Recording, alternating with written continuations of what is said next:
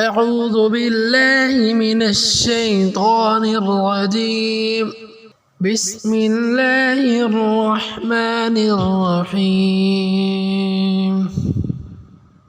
سورہ کہف کے فضائل۔ نمبر 1، بیت اللہ شریف تک نور ہی نور۔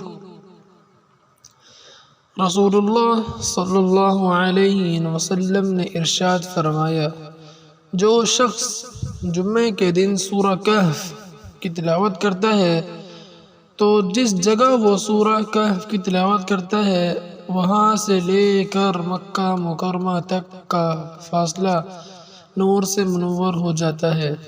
نمبر 2، ایک جمعہ سے دوسرے جمعہ تک نور۔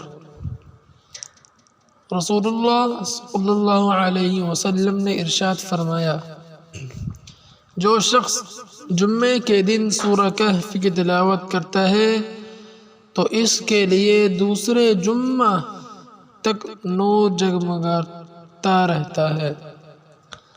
نمبر 3، دجال سے حفاظت کا ذریعہ۔ رسول اللہ صلی اللہ علیہ وسلم نے ارشاد فرمایا،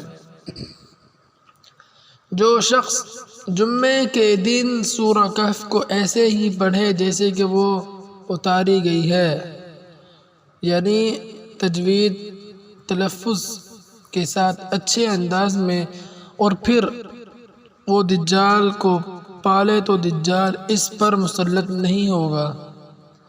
نمبر 4، ابتدائی 10 آیات یاد کرنے کی فضیلت۔ رسول اللہ صلی اللہ علیہ وسلم نے ارشاد فرمایا، جو شخص سورہ کہف کی ابتدائی 10 آیات یاد کرے گا وہ دجال کے فتنہ سے بچا لیا جائے گا۔ نمبر 5، آخری 10 آیات کی فضیلت۔